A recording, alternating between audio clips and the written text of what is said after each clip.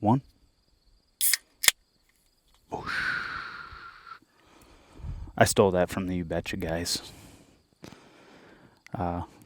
Those guys crack me up, so I just figured that that one was a good one to try and take. So I'm gonna bogart it tonight for this night's podcast. So this is a pretty cool podcast because I am on location. I am actually sitting over a huge, I'm just off a big sorghum field. Behind me is a big cornfield. Out in front of me is a big hay field. And the reason why I am doing that tonight is I am glassing because I shot my buck last night. I got my buck.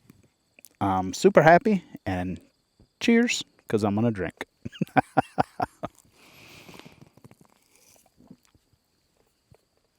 Oh, that's good. Good. So,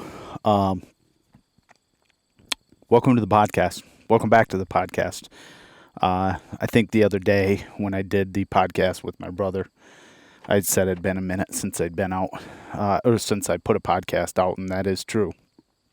That is true. It's been close to 2 months, actually, and I don't necessarily know the reason why, but I just kind of got caught up in life, and I think a lot of people can relate. Doing this podcast and all the things that go along with it, it's a weekly thing. I've said it before, I work a full-time job, and sometimes it becomes more than a full-time job.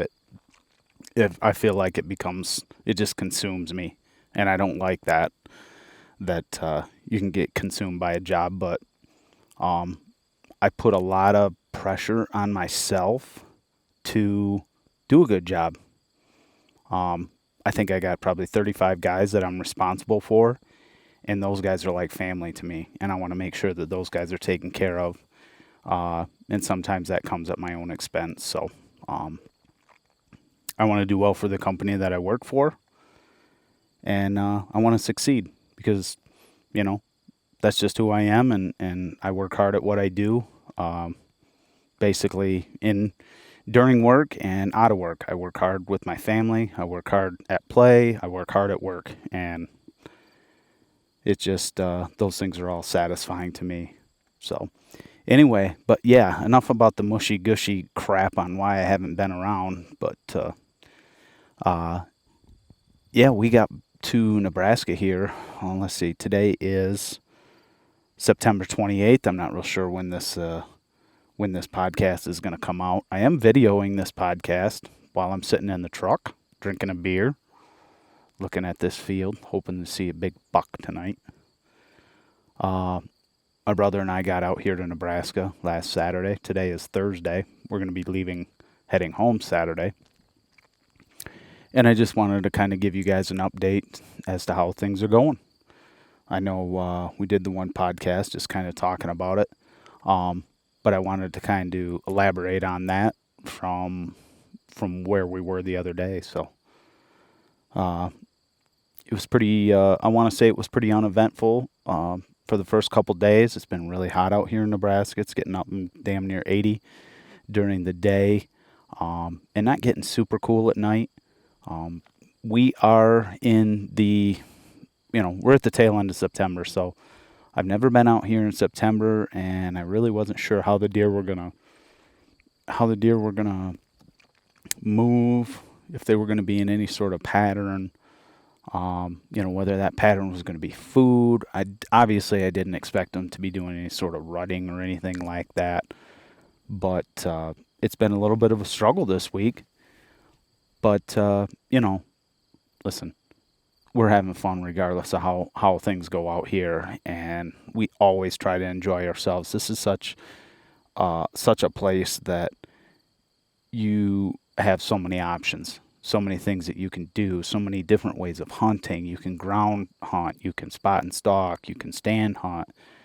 You can do a ton of different things, and that's what I love about being out here. So that's what we've been doing. The second day after we got here, we went out on a spot and stalk. with my brother and Jason and Lucas, and we all have tags. We all had tags at that point. My brother, he likes mule deer. He likes whitetail. This is his first trip out here. Didn't really know what to expect, but I told him that if you're willing to work, we can get you on a deer. So, and he's been putting in a lot of effort, and he's been real content to do whatever Jason says, and take any advice that Jason says, or Lucas or I mean, we've all been coming out here a long time. This is his first go around, so he's just still trying to get himself acclimated to how this whole piece of property works and how things go. So anyway, we just we went out on a spot and stalk, and we come across some some really dandy muleys. And I thought that we were going to get on them. There was like 4 bucks in the group, 2 really nice ones. And we thought that we were going to get on them. And man, it was like 80 degrees that day. There wasn't a ton of wind, which is not good for spotting and stalking. We need that wind out in the hills to, create some sort of noise barrier. And we probably did 3 miles up there in the hills trying to get on these. We thought we were on them. We ended up bumping a smaller buck and some does, and then we kept making that circle bigger and bigger, going over different hills and stuff, hoping that we'd come across these big bucks that we saw.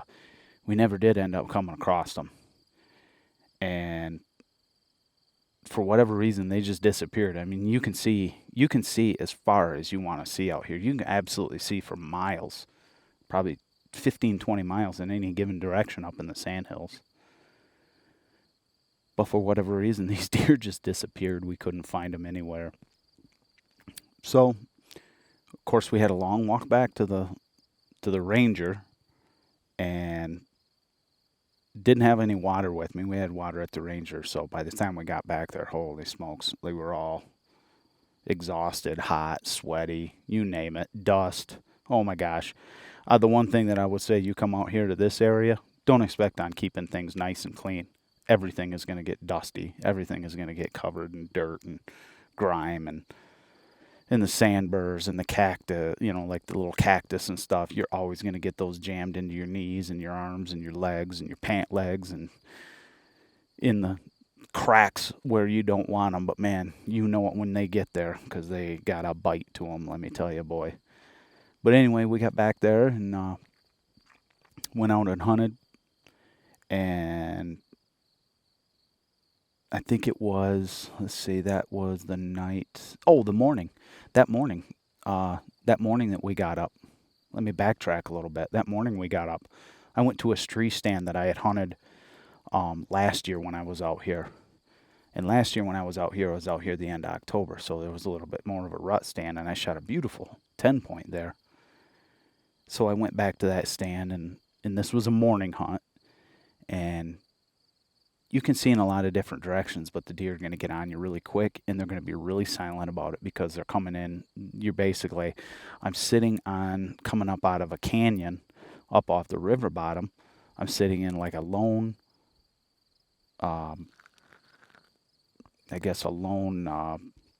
cedar tree. And that cedar tree just has enough space to where, you can get spun around. I was hunting out of my saddle, basically just standing on limbs in the cedar tree. It's pretty comfortable, to be honest with you.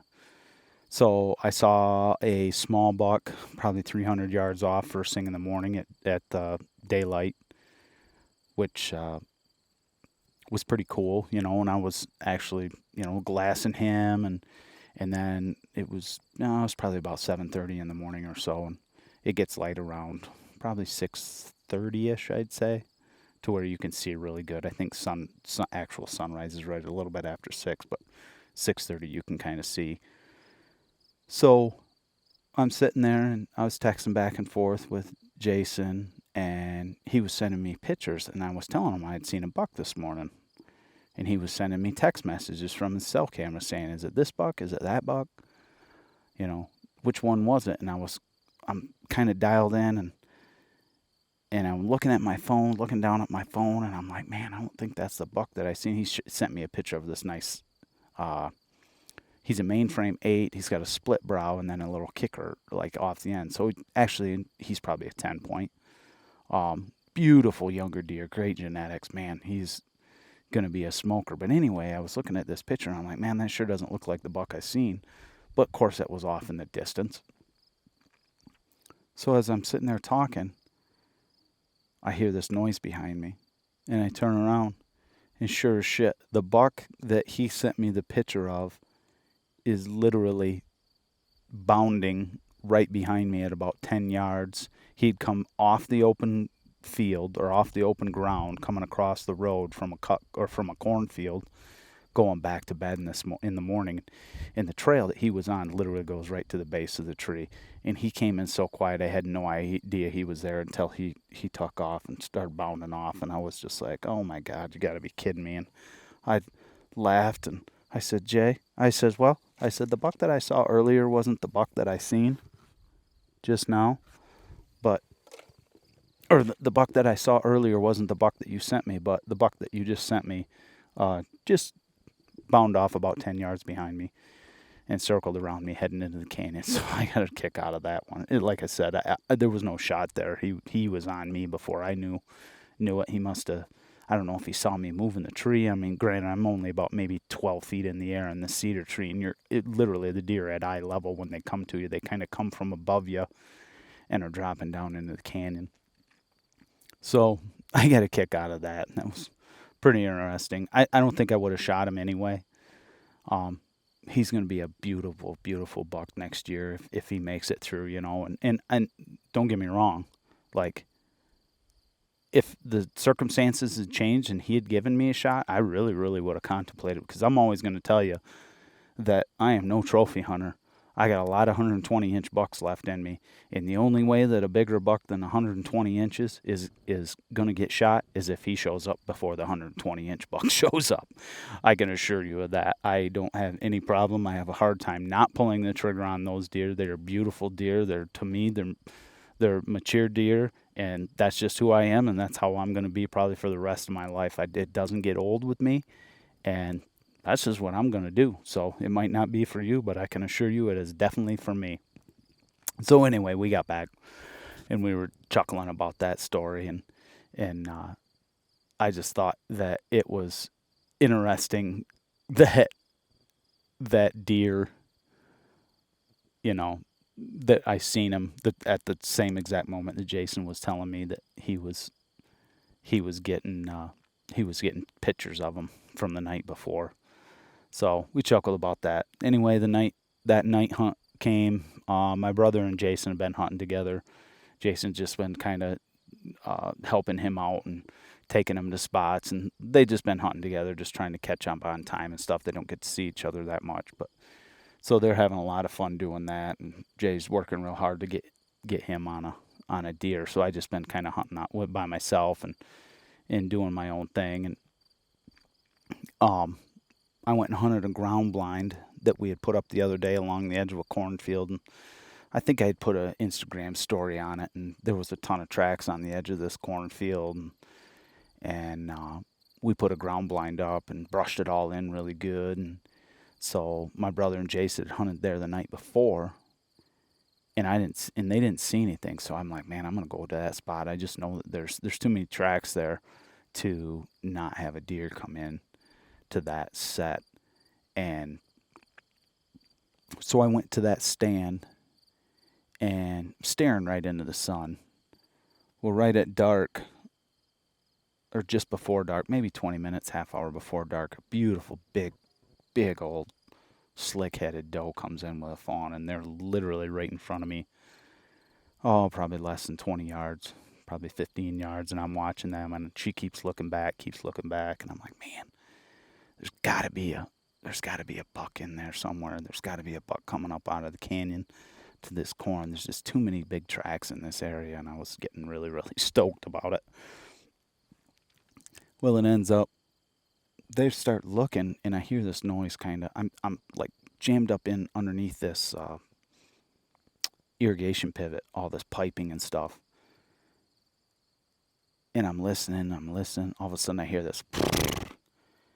And I look over, and there's a freaking horse 10 yards from me, and it spooks the deer off.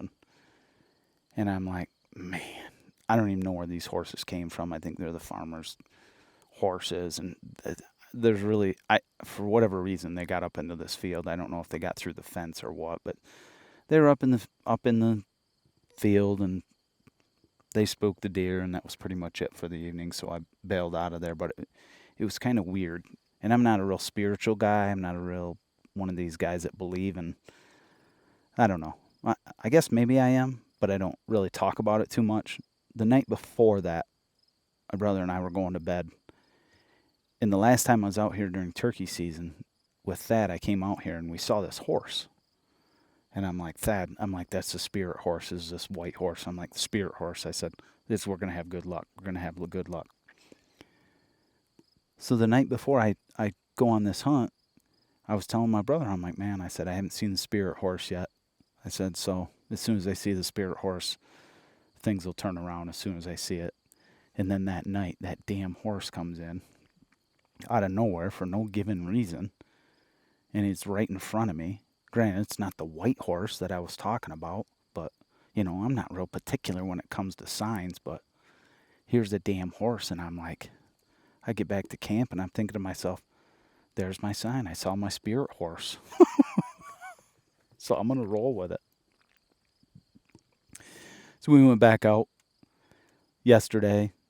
I did get up early in the morning, and there's this tripod stand that is right down the road from where the old schoolhouse that we're staying in.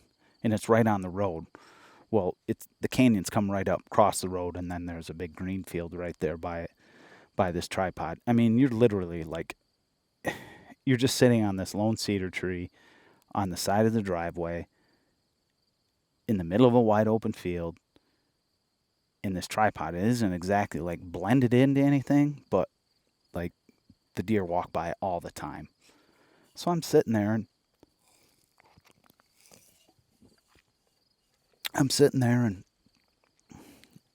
and I went to get up in this damn tripod stand, and Jay had just said it the other day, and well, he forgot there's like a set screw to kind of level it out. So I'm climbing up into the stand at dark, trying to be as quiet as I can, because I know there's deer all around me, because I'm right by this green field. There's always deer in this field. And all of a sudden, this, like, one of the poles in the tripod, it, like, slides, and the whole damn tripod shifts, and it shifts about a foot in the air. And I'm just kind of sitting there like, oh, crap, what the hell's going to happen now? So I slowly creep up the steps. And granted, this tripod's only maybe 8-10 feet off the ground. So I slowly creep up the steps, and this it's like in a sleeve, it's like the pole is in a sleeve. And it's kind of opening up. As I take each step, it kind of opens up a little bit further. So I get to the top to take that last step onto the platform, and I step on the platform, and all at once, whoom! The pole slides up into the sleeve and makes this loud ass freaking metal bang noise, and I'm like, son of a beehive. And of course, then I found out how many deer were there, because there was no less than 4 deer that were blowing in every direction around me. And I'm like, well, there goes that hunt. I'm kind of screwed. So I just kind of took it as like, well, I'm just going to sit here and enjoy the sunrise, because, man, these sunrises out here are incredible. So I'm sitting there just kind of chilling out, and I'm looking around behind me and kind of looking through the cedar, and all of a sudden I look to my left, and granted, I'm facing north. The huge green field is to my left. The canyon's behind me. There's a big round bale yard behind me that the deer always seem to cruise through. And then off to my left is the driveway going out to the main road. Granted, this driveway is 2 miles long. And I can see where we're staying. I can see the old schoolhouse. Well, I catch movement to the left of me at about, say, my 9:30. And I look, and probably 300 yards out, I see this freaking bull elk. And I'm like, oh my God. And I knew there was, you know, we knew there's elk in the area. Jake gets pictures of them all the time on his protein feeders, but it's been a long time. It's not the first time that I've seen one out here, but I certainly wasn't expecting to see one. And I mean, I look and the sun's just breaking up, and this big, I mean, he's a beautiful, big, fully mature bull elk. He has to be at least a 5x5.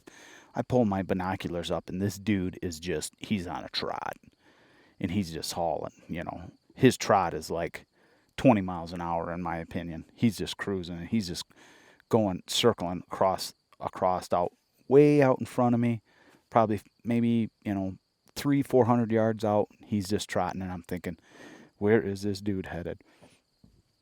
The only thing I could think of is daylight. He's thinking, man, I got to get the hell back to safety. I got to get back to either the cornfield or the canyon, wherever the hell I came from, because it's getting daylight. So I watched him for probably 10 minutes, and Francis, the farmer that we hunt on, he's got a bull tag. So I'm like, I'm going to pay attention where this sucker goes, because he's got this tag, and I want to try and give him as much intel as I can. So I give him, I just watch him as far as I can, and he disappears, and I'm pretty sure he probably ended up in the cornfield where I was sitting, where I saw the spirit horse, because it's a big cornfield. I mean, it's got to be 100 acres. Feels like a corn, maybe less, maybe more, but it's big enough to where an animal could live in there for as long as there's corn standing. So that was kind of the highlight of that morning. We went out.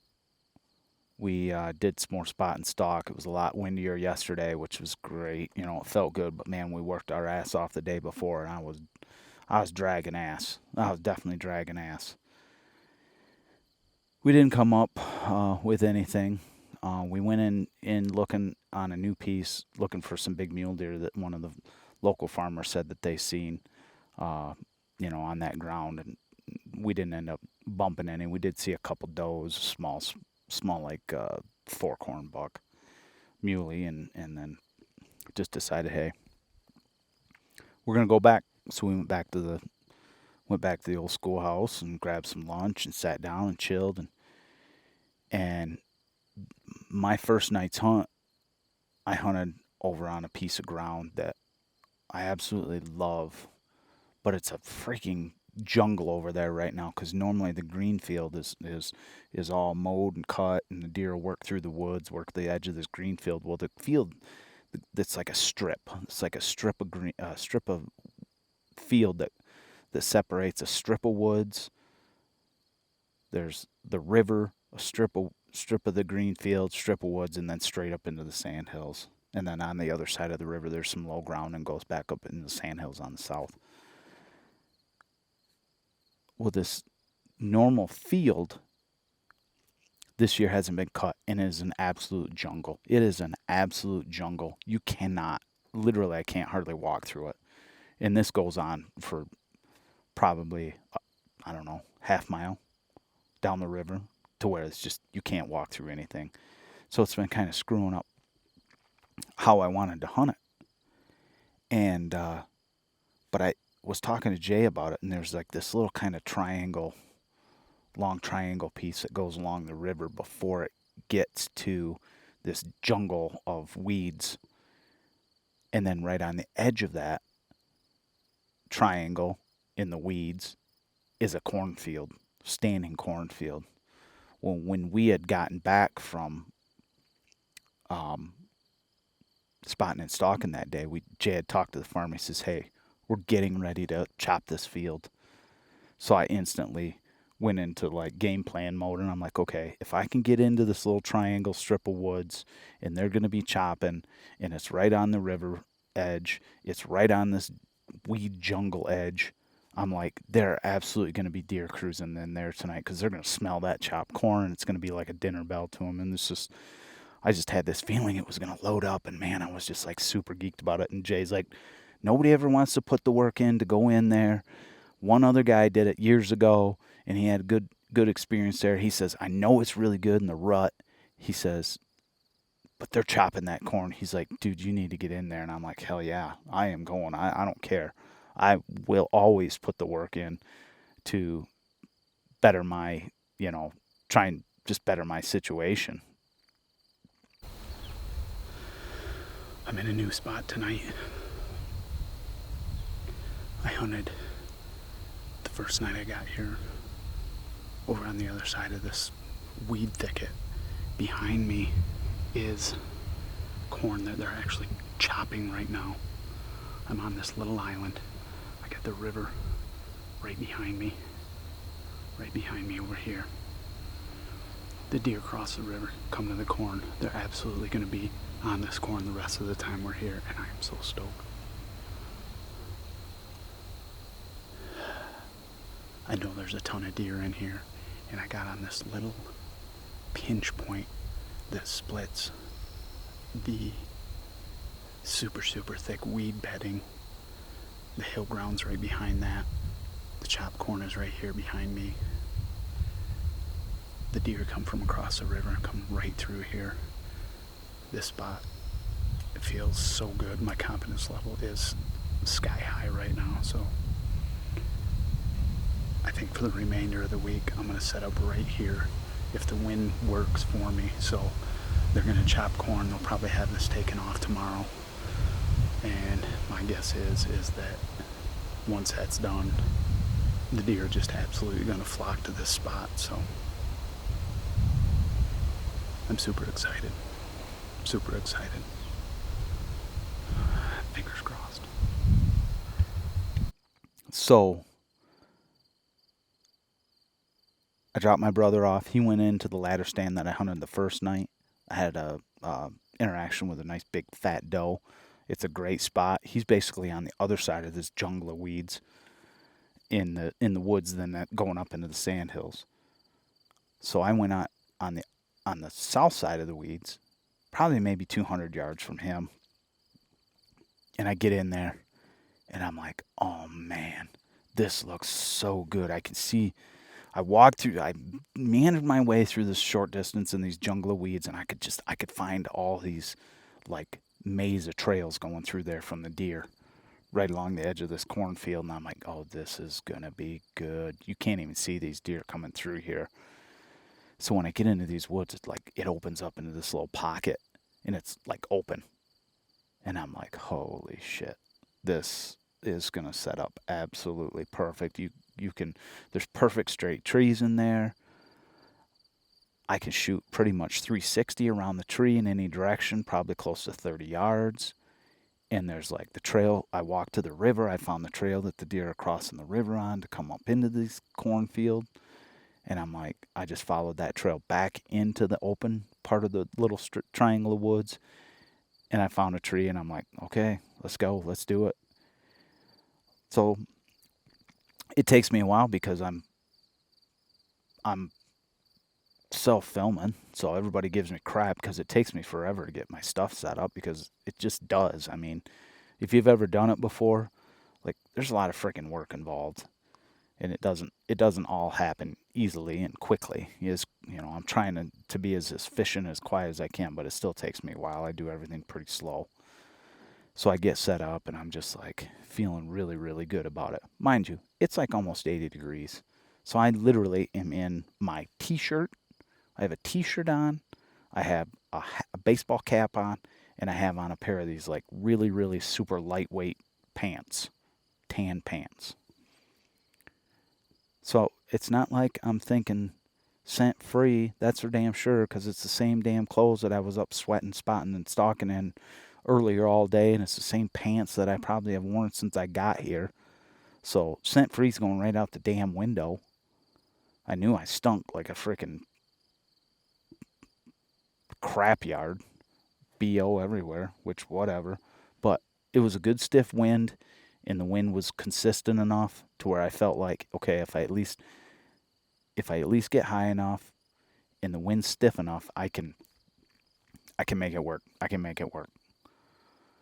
So I got up in the tree, got all set up, man. I cooled off, and I was feeling really high, like high hopes. And And I did like this little self-interview, and I'm like, man, I'm super, my feeling is like, this is going to be good. I know I'm going to see deer. The frickin' farmer's in the chopper, like he's 100 yards from me, doing circles in the chopper. He's got the trucks right along by him. They're filling it with silage. They're in and out, in and out. And we had talked to him just before we got in there. And he said, hey, we're not going to work. We'll work maybe, we're going to cut short late, of dark. So I'm like, this is going to set up perfect. So I'm sitting in the stand, and of course, I go to grab my phone. Well, I forgot my phone, which probably was a godsend because I get bored pretty quick. And when I get bored, I'm either eating or I'm looking at my phone when I'm bored, when I should be dialed in. So I didn't have my phone, so that took that right out of the equation. So I was even more dialed in, had to pay attention to what was going on. So I'm sitting there, and the chopper's going round and round the field, going round and round the field, and I can hear stuff. I can hear the river flowing behind me, and thought I could hear some deer, maybe going through the water and stuff, but it wasn't. It was, I don't know what it was, if it was ducks or birds or what it was. Had a raccoon come underneath me, and I'm like, okay, cool, I'll film that. Kind of getting all that B-roll type stuff. So I'm filming this raccoon, and as I'm sitting there, so I'd be facing west. I guess I'm facing west. And, hold on a second, guys. I got my first deer in the field. Let me take a look here.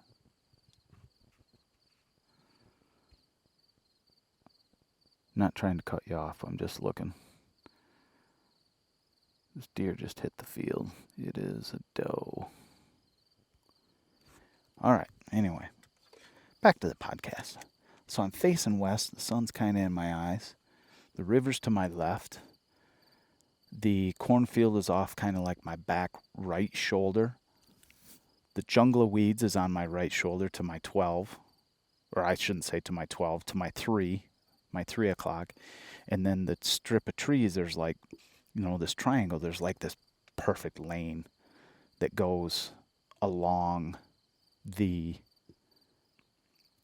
it's a lane that goes from woods to the jungle of weeds. And I'm like, this looks like it could absolutely be a rock star freaking spot for scrapes in the rut.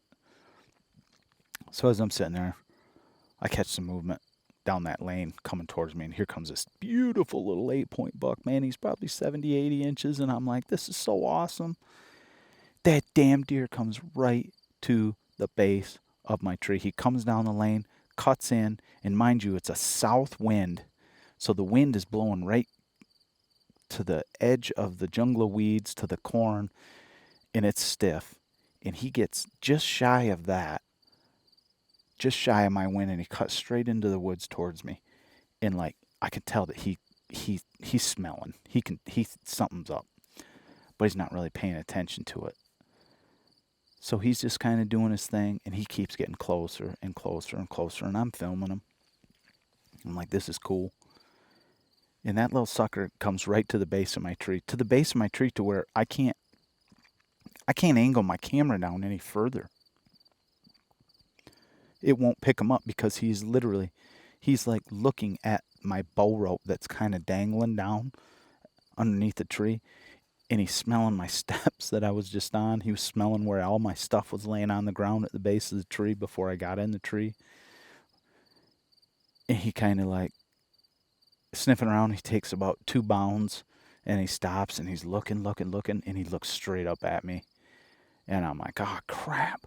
But like, I had a good background of, like foliage green, and I was in my tan pants and my t-shirt, my green, OD green t-shirt, my mic'd up outdoors t-shirt to be exact.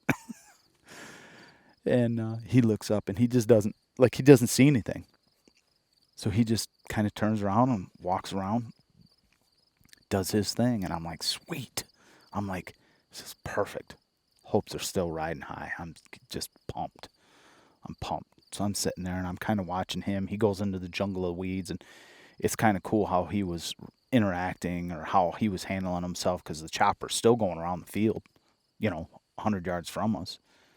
And he's like kind of looking through the weeds, seeing the chopper, like he could smell the corn. I could just tell. And He's just kind of just going back and forth in this freaking jungle of crap. And I'm just, I'd videotape him, just kind of keep tabs on where he's at and what he's doing, and I'd catch glimpses of his antlers and stuff going through the trees and stuff, or going through the weeds and stuff. And as I'm kind of watching him, I catch something back out of the corner of my eye down that lane, and I look, and instantly I'm like, holy shit, upgrade, bigger buck.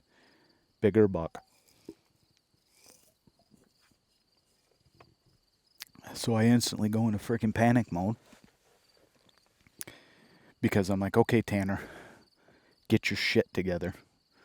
That's what my buddy Jay would always say just before it's go time. He's like, get your shit together. It's going to happen.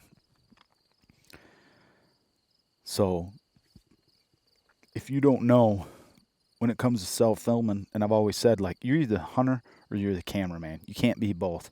So you got to be one or the other. And it's freaking tough. So I'm just a mess. So this deer's coming. Like, he's just doing his thing. He's coming right down the lane the exact same way that the little buck came. And as soon as I see him, I'm like, man, big, way bigger body, way bigger framed up antlers.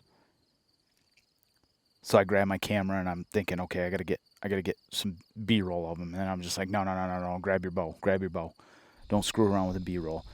This deer's gonna do. If this deer does the exact same thing as what the little 8-point did, he's gonna come right into the shooting lane at like 25 yards. It's gonna be a broadside chip shot, but all the time. So I grab my camera and I throw my camera into that spot and I go completely wide open on the lens, so I get as big of a wide open view as I can, just because you can't zoom in. Because if you zoom in on a deer while you're self-filming and the deer moves, well, now you got to readjust the camera, and it's just like you can't do it all at the same time and still have a bow in your hand and range find and do all the things that you got to do to pull it off. So I'm just threw the camera into that wide open spot, and I'm like, okay, here we go. This deer walks right to behind this tree. I draw my bow back and he stops, and I'm like, oh crap. And I feel off my back, I can feel the south wind blowing, and it is literally blowing right to his nose. And he stops and he just kind of looks around like, oh, what the hell is that? He's like, something ain't right here. So I'm like, oh crap. And all the while, like, I'm drawn back, camera's in spot, I'm not moving the camera, I'm at full draw, I'm like ready for this deer to take 2 more steps, and the son of a gun does not do it. He sits there and he's just like, kind of like, something's up, I don't know what's up, I know this smell, but I don't know this smell, it's unfamiliar. And all the while I'm just sitting there just like, okay, just relax. He's going to take 1 more step, he's going to take 2 more steps, he'll be in the wide open. And then he throws his nose right up in there, and I'm like, oh shit. Panic mode sets in. I'm like, this deer is on my wind, and it's just going to be a matter of time before he knows that something ain't right. So now I pull my head off my peep. I got a nose button, so I pull my head off it, and I kind of just take a deep breath, and I'm like, okay, just relax. And I start looking for a spot. He had kind of taken these little half steps, just a tiny little half step, and it kind of cleared up this little open window, and I was kind of leaned out away from the tree in my sling, and I'm like, and now I'm in my head, I'm like, I'm starting to feel this like countdown, like I only got so many seconds left before he does something, either walks straight away, turns around, goes out of my shooting window, or what. So I start picking spots on where I could probably sneak one through, and I find this spot, and it's probably, 10 inches wide by, who knows, it's more like feet probably, but to me it looked like a little window of this limb and some leaves. So I'm like, okay. And he's got his nose up in the air, and he's just kind of standing there contemplating his next move. And I'm like, okay, this is it.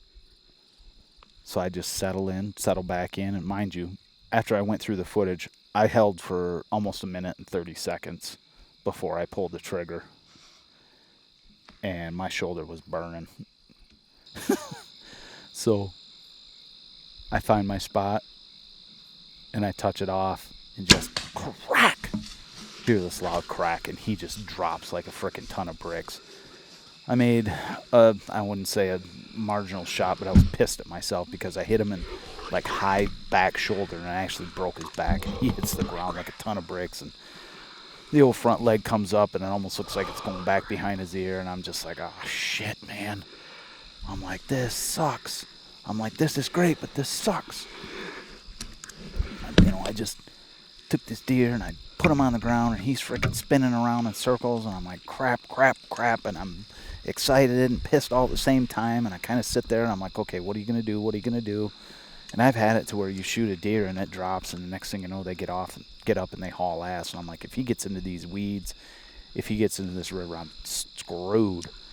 So I take a second, and I'm just like, okay, just watching him, kind of seeing what he's doing, and he doesn't look like he's going anywhere, but he is definitely still very, very much alive. So I grab another arrow out, and I wait for him to kind of get into a better position to where I can get a better shot at him, and I put a second shot on him, and it finished him off. And damn, man, my heart was beating so hard, and I was shaking, and I'm sweating because it's hotter than the Hades of hell. You read the script.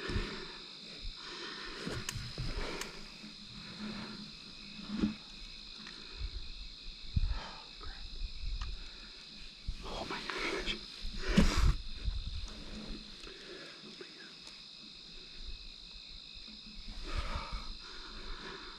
Holy smokes, you guys. That was freaking awesome.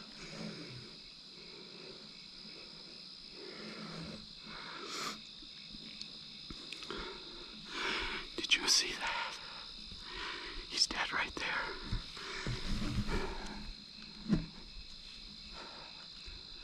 I'm shaking. He's down right there. You freaking believe it? I'm shaking.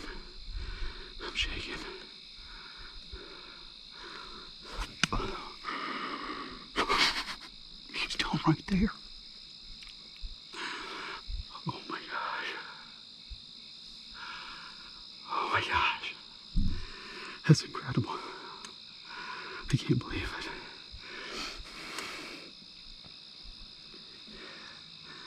Holy smokes. He's down right there.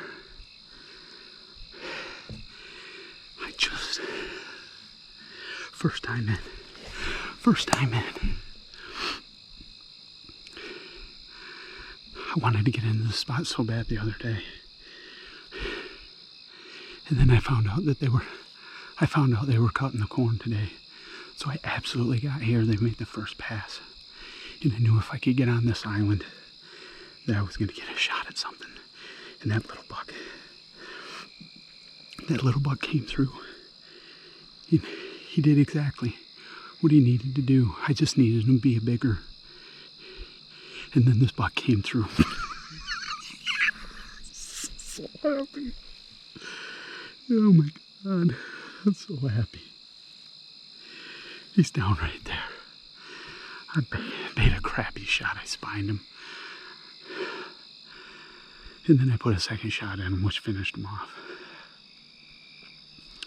But he's down right there. Oh my God, I'm so freaking pumped. Oh my gosh.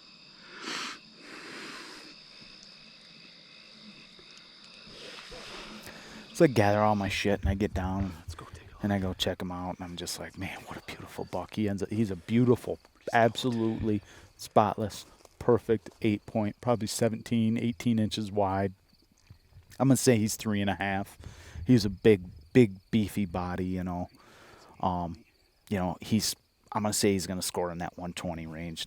And, hey, screw you if you don't like it because I shot a 120 incher and I didn't shoot a 150 incher. I don't really give a shit. That's just who I am. I think I explained that earlier. That's who I am. That's who I'm going to be. So to me, he's mature. because I'm a Michigan boy, and we don't get that many deer like that in Michigan, at least not around the area that I'm from. Maybe if you're from southern Michigan, but either way, anyway, I'm just down there and I'm just reflecting on everything. And I mean, just this whole roller coaster of emotions going on. And I'm thinking of my brother and his buddy, whose name is Josh as well, who just lost his life this year in a crazy ass accident. And I'm thinking, man, this one's for you. This one's for you, Josh. This one's for you, Gooch. And I couldn't wait to tell my brother and give him a big hug and just talk to him about it and stuff. So I got to him and collected all my crap and I went out. Anyway, so I see him, give him a big hug, and he's like, "Did you shoot?" He's like, "I text you like 17 times." And I'm like, "I forgot my damn phone." He's like, "I text you and ask if you shot twice because I heard you shoot. I knew it was you. I knew you shot one. I knew you shot one." He gave me a big hug and he's like, "Let's go get him." And I'm like, "All right, let's go get him." Normally I wait for Jay. Normally I would go get Jay and we'd go through our whole routine, getting him at dark and stuff because we love sharing that stuff together. And my brother's like, "Nah, man, can we get him? Let's just go get him." So we went and drug him through that freaking jungle of crap, and I got sandburrs all over in my pant legs, and oh god, those things hurt so bad. I had them behind my pant legs or my knee, so every time I took a step, it was like somebody was stabbing me in the freaking back of the knee. We'd have to stop about half dozen times because he's 52. I'm going to be 50 here in another month, and we're not spring chickens anymore, so dragging this freaking deer out. Mind you, I didn't gut him there because I knew that we were going to hunt there again this week, so I just decided, you know what? We're just going to drag him out of here. So it took us about, a half hour to get him out of there because we had to stop 2 or 3 different times trying to drag him through the jungle. We got him loaded up in the truck and headed back to the schoolhouse, and Jay was there. He was cooking up dinner, and man, it was a feel-good moment. I love sharing that stuff with those guys, and honestly, I love sharing it with you guys too. And I filmed it all, and that was a big highlight. So that's kind of where we're at. Today's Thursday night. I'm out here right now. I'm sitting in this field. I'm just sitting in the truck. I got 3 deer, 3 whitetail, 2 does and a fawn out here in front of me that I'm watching right now, and I'm hoping there's about a big 150-inch 10-point that's been cruising this area. I told Jay I was going to come up and see if I can't get a dial on where he's coming across at, because he's covering a big field, and we got to dial him in on where he's at. So anyway, yeah, so that's where we're at. It's a beautiful sunset here in the Sandhills of Nebraska, and that is my daily Nebraska season 2023 update. And I hope y'all enjoyed it. And I'm looking forward to getting back into the mix here with the podcasts. I know we got some good stuff coming up. I'm hoping that I got another one I can do with my brother, because I'm hoping we got 2 more days, and I need him to stick one. I need him to stick one bad, because I'm going to freaking do cartwheels, and you definitely might want to get your phones out. Somebody's going to get the phone out because they're going to want to see this old fat guy do a freaking cartwheel. It could be ugly. I might blow a freaking hammy. But anyway, that's going to be it, guys. It's just getting about prime time. I'm going to start paying a little bit more attention to what's got going on. I'm going to finish up this ice cold bush latte, and we will talk to you guys, probably in the next 24 to 48 hours. So thanks for checking into the Mic'd Up Outdoor Podcast. Have yourselves a great evening. We'll talk to you soon.